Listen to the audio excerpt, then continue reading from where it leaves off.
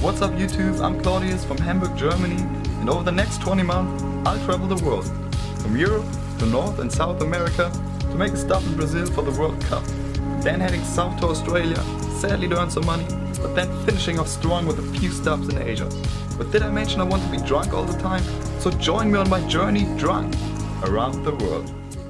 It took us a while to drive back to Montreal, and once I arrived back at Alex's place, we had his birthday coming up, and I had a surprise waiting for me as well.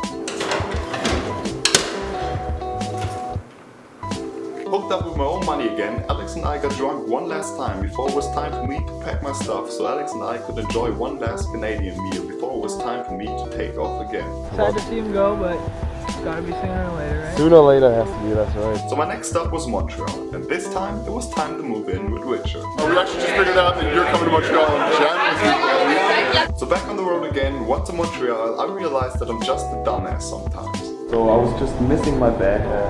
Fucking lost it in the bus. Luckily the security guy got it back for me. That would be so fun. There's my passport, everything is in there. Just took a few minutes, but I was, whoa, that was the hugest shock ever. Oh my god.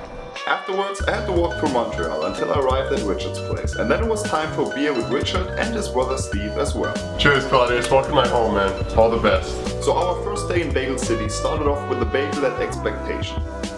And our first night in Bagel City started off with a little drinking game at the London pub, and then of course there was more drinking afterwards.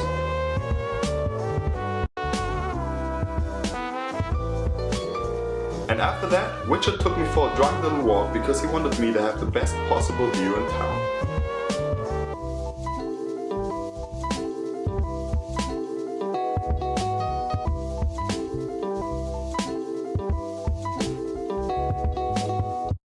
The next morning started off once more with a good breakfast at Expectation. And that night, we met up at Pavel to have some food and a liter stein or two.